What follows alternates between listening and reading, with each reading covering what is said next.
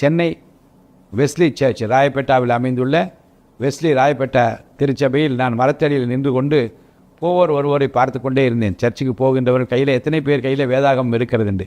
பல பேர் கையில் வேதாகமே இல்லை. எடுத்து படியுங்கள் என்று சொன்னால் ஒரு 4-5 பேர் எடுத்து அதை வாசிப்பார்கள். ஏன் பைபிள் அவள் கையில் இல்லை என்று நான் வினவத் தொடங்கினேன். சிலருக்கு எடுத்து வர பிரியமில்லை, பார்த்து படிக்க பிரியமில்லை. சிலர் பைபிள் இல்லை என்று சொன்னார்கள். இல்லாதவர்கள் ஏன் கொடுக்கக்கூடாது என்று எண்ணிக்கொண்டு நான் ஒரு உறுதி எடுத்தேன். தமிழ்நாடு முழுவதும் பைபிள் இல்லாதவர்கள் யாராக இருந்தாலும் கையிலே ஒரு வேதாகமத்தை தர வேண்டும் என்று உறுதி எடுத்தேன். ஒரு 50 பைபிள் தரலாம் என்று நான் எண்ணிக்கொண்டு ஒரு வேண்டுதல் வைத்து விட்டு வீட்டுக்கு வந்து என் மனைவியிடம் சொன்னேன். அவர்கள் சொன்னார்கள், 50 பைபிள் என்ன விலை போகும் என்று கேட்டார்கள். இப்போது 80 ரூபாய் என்று பைபிள் சொசைட்டியிலே கொடுக்கிறார்கள் என்று சொன்னேன்.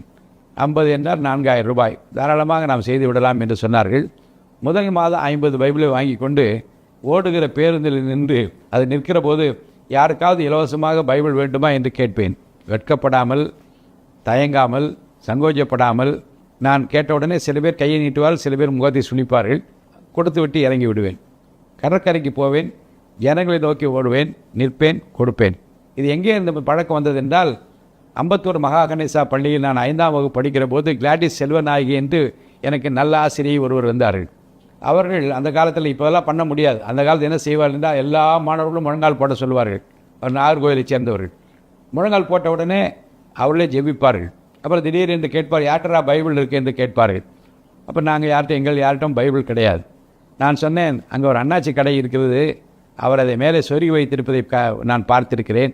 நான் அந்த கடையில் போய் வாங்கி வரட்டுமா டீச்சர் என்று கேட்டு, வாங்கிட்டு வாடா என்று சொன்னார்கள். நான் ஓடி போய் அந்த அண்ணாச்சி தான் கேட்பேன். அவர் பைபிள் கொடுப்பார், இங்கே வந்து வாசிப்போம். அப்புறம் கொண்டு போய் அண்ணாச்சி தான் திருப்பி கொடுத்து விடுவேன். சில நேரம் கடை மூடி இருந்தால் டன்லப் கம்பெனியில் வேலை பார்த்த அண்ணன், எங்கள் திருச்சி அம்பத்தூர் கிருஷ்ணநாதர் ஆலயத்தைச் சேர்ந்த அண்ணன் ஜெயராஜுடைய துணைவியார், அவர்களிடம் ஓடுவேன். அவர்கள் வீட்டிலேருந்து பைபிளை தருவார்கள். வந்து கிளாஸில் படிப்போம், திருப்பி கொண்டு போய் கொடுத்து விடுவேன்.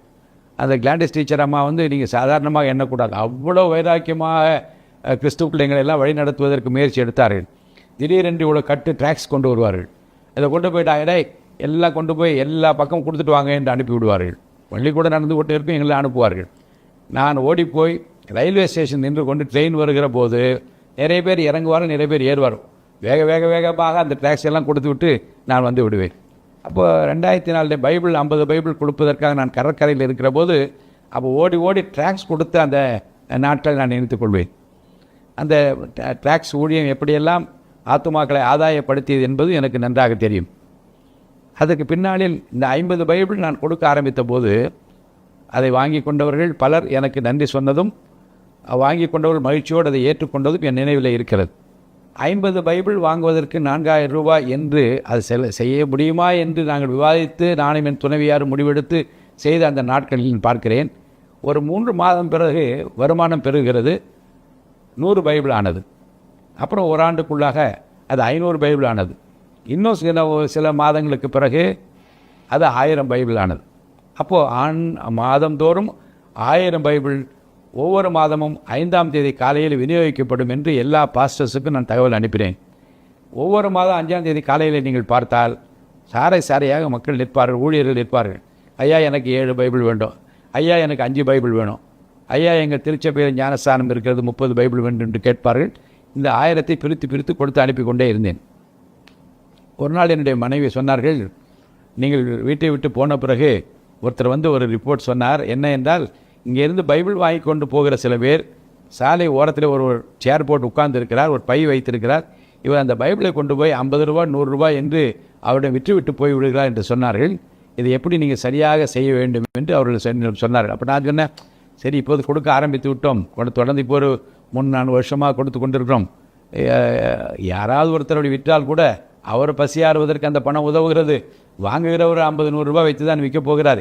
எப்படியோ யார் கையிலாவது ஒரு பைபிள் போய் கிடைத்தால் போதும் என்று நான் சொன்னேன். அது காரணம் என்னென்றால், வேதாகம கடத்தல்காரன் என்று ஒரு புத்தகம் தமிழில் மொழிபெயர்த்து எழுதப்பட்டு வந்தது. கம்யூனிஸ்ட் நாடுகளில் பைபிள் போய் சேர முடியாத இடங்களில், தேவனை துதிப்பதற்கு ஆலயங்கள் இல்லாத இடத்தில் எப்படியெல்லாம் ஒருத்தர் கொண்டு போய் பைபிளை சேர்த்தார் என்று ஒரு புத்தகம், அதை நான் ஃபுல்லாக படித்தேன்.